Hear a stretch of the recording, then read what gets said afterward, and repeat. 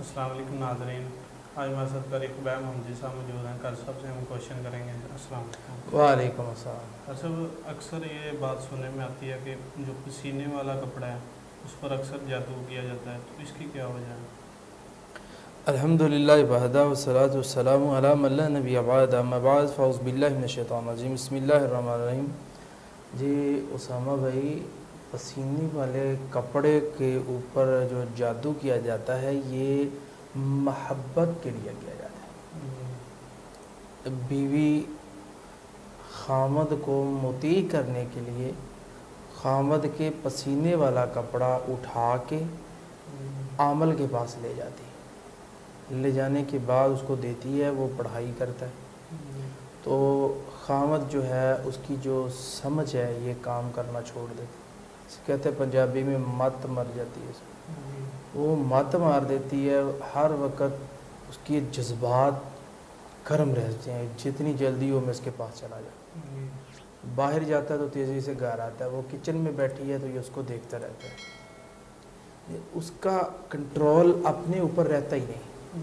ایک تو یہ، دوسرے نمبر پر یہ عورت جو ہے یہ ایک اور خطرناک کام کرتی ہے، وہ یہ کرتی ہے کہ اپنا حیض کا خون جو ہے وہ کسی شربت میں کسی چیز میں ڈال کے تو اپنے خامد کو پلا دیتی ہے۔ اس کا نقصان یہ ہوتا ہے کہ خامد جو ہے وہ دیوانہ ہو جاتا ہے۔ اسی طرح تیسرا کام یہ ہوتا ہے کہ ایک مرتبہ اس نے جادو کروایا، وہ تھوڑا کام کیا اس جادو نے، عورت جا کے کہتی ہے جی دوبارہ جادو کریں تاکہ وہ زیادہ میرے تابع تھا، لیکن اس کا نقصان یہ ہوتا ہے کہ جو اس کا خامد ہوتا ہے وہ ویسے ہی پاگل ہو جاتا ہے۔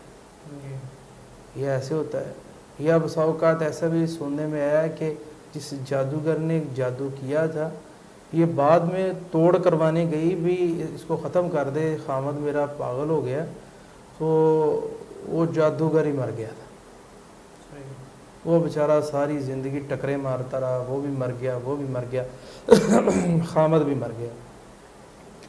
بسا اوقات ایسا ہوتا ہے، بسا اوقات جادو الٹ بھی ہو جاتا ہے عورت پر، بیک جو کروانے والی ہے اس پر بھی چلا جاتا ہے۔ اس لیے ایسی کوئی بھی حرکت، خصوصاً خواتین کے آگے درخواست ہے کہ کوئی ایسی حرکت نہ کریں خامد پر۔ آپ کو بہترین طریقہ میں بتاتا ہوں، اگر آپ نے خامد کو اپنا مطیع کرنا ہے، آپ خامد کی ہر بات ماننا شروع کر دیں، کپڑے ٹائم پہ دیں، کھانا ٹائم پہ دیں، آتے ہوئے کو پانی پلائیں، بٹھائیں، اس کا حال حوال پوچھیں، مسکراتے ہوئے چہرے کے ساتھ ملاقات کریں، اور آتے ہوئے تیاری سے بیٹھیں۔ یہ نہ ہو کہ آپ پیاز کاٹ رہی ہوں، آپ سے سمیل لائے، وہ بیچارہ کہے بھی یار اس تو چنگا سی کہ میں کاروبار تے ہی رہندا، تو ایسی کنڈیشن نہ کریں، آپ سب صاف ستھرے رہیں، انشاءاللہ تعالی خاوند خود بخود آپ کا ہو جائے گا۔ یہ شاندار طریقہ ہے، تو اس سے اللہ بھی راضی، اس کا رسول بھی راضی، اور قیامت والے دن جنت کے 8 دروازے آپ کے لیے اللہ تعالیٰ کھول دے گا۔ دوسری طرف بڑے نقصانات ہیں، ان کو چھوڑیں، اللہ تعالیٰ سوچنے کی سمجھنے کی توفیق عطا فرمائے۔ بہت شکریہ جی ناظرین، اللہ تعالیٰ ہمیں اس کو سمجھنے کی، اس پر عمل کرنے کی توفیق عطا فرمائے، اور اللہ تعالیٰ ہمیں جادو سے محفوظ فرمائے۔ آپ سے ملاقات ہوگی اگلے پروگرام میں۔ اللہ حافظ۔